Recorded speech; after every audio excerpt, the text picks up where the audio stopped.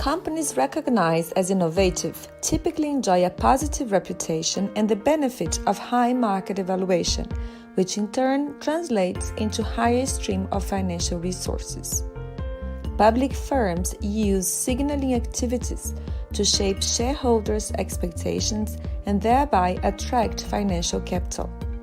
They need to provide information on the quality of their innovative activities and their capability to sustain future growth. A popular way to flag innovativeness is to be active in markets for technology, where firms may improve the efficiency of the innovation processes by buying and selling technologies via licensing agreements.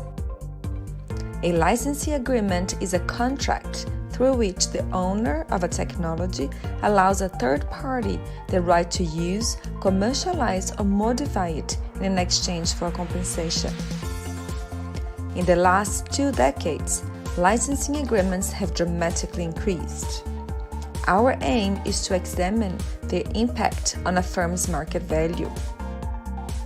This is because signaling innovativeness via licenses is less obvious than via revenue-making new products. Licensing agreements are intermediate innovative outputs that represent a development stage of innovation. Because they cannot be directly sold to customers, they entail an intrinsic uncertainty on their ability to generate future profitability. For this reason, we still do not know whether and in what context licensing agreements function as signals of innovativeness that influence investors' evaluation of public companies and if they are consistent ex post the announcement. This paper addresses the following questions. How does the investing community or the stock market collectively evaluate the signal of announcing inward and outward licensing agreements? Does the presence of analyst coverage affect this evaluation? And is this evaluation maintained over time? To answer these questions, we analyze for inward and outward licensing agreements the immediate stock market reaction after the announcement and the market value of the companies 1 year after the announcement. Also, we analyze if the presence of analyst coverage influences the first relationship. We join the literatures on signaling theory and markets for technology.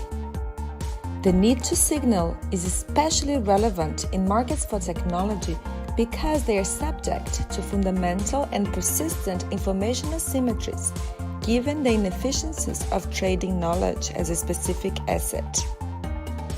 Investors are therefore poorly informed about a company's true innovative capacity. We identified the 5 key elements of signaling theory in the following way.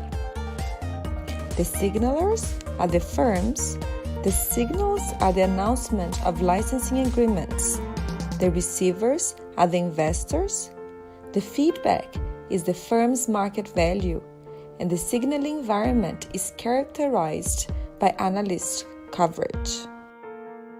We test 3 hypotheses as Figure 1 illustrates. Hypothesis 1A. Companies that announce outward technological transfer or outward licensing agreements will capture greater cumulative abnormal returns than companies that announce external technology acquisition, inward licensing agreements, all else being equal. Hypothesis 1B. The magnitude of the signal resulting from announcing licensing agreements will be reduced as analyst coverage increases. Hypothesis 2. Companies that announce external technological acquisition, inward licensing agreements, and outward technological transfer, outward licensing agreements will experience lower market value in the following year. Our empirical analysis is based on a sample of 99 companies selected from the Standard & Poor's 500 index that belong to 3 sectors: energy, materials, and consumer staples. The period of analysis is from 2006 to 2012. The data was integrated with information from additional sources. We collected the financial information from Compustat database, the stock market information from the Center for Research in Security Prices, the licensing agreements were collected from Factiva, and the analyst coverage data from IBES. We have 2 dependent variables. The first one is the cumulative abnormal returns that are used for an event study. We use them to analyze if the signal has an immediate effect in the stock market and how the presence of analyst coverage influences this relationship. The second one is a Tobin skew measured in the following year. We use it to analyze if the signal was effective 1 year after the announcement. Our main independent variables are inward licensing agreements, that is defined as a dummy variable that is equal to 1 if the company has established an inward licensing agreement in that year and 0 otherwise.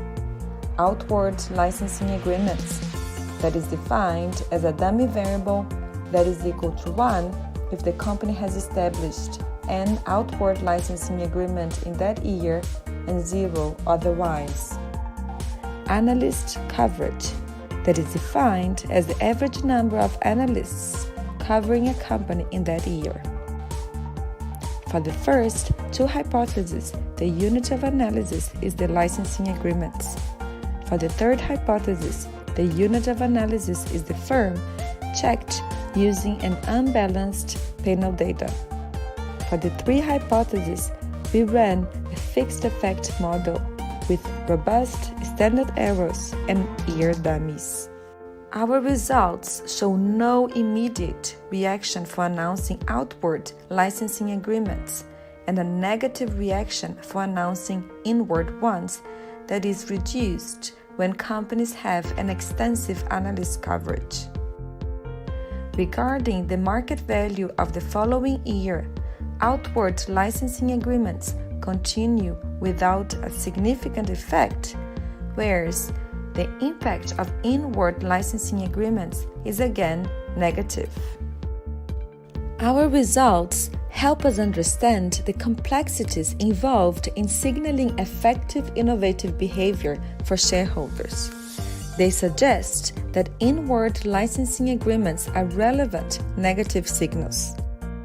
Our theory development introduces a contingency that is a moderator under which inward licensing agreements represent a weaker signal, namely analyst coverage. Another contribution is to show that the value of signals is maintained across time horizons. Our research also prompts managers to be cautious in announcing their licensing strategies. Clearly, participation in markets for technology is not a panacea, and great care must be taken not to hamper performance. Our research suggests that companies may want to err on the side of not trying to signal innovativeness rather than doing so in a detrimental way.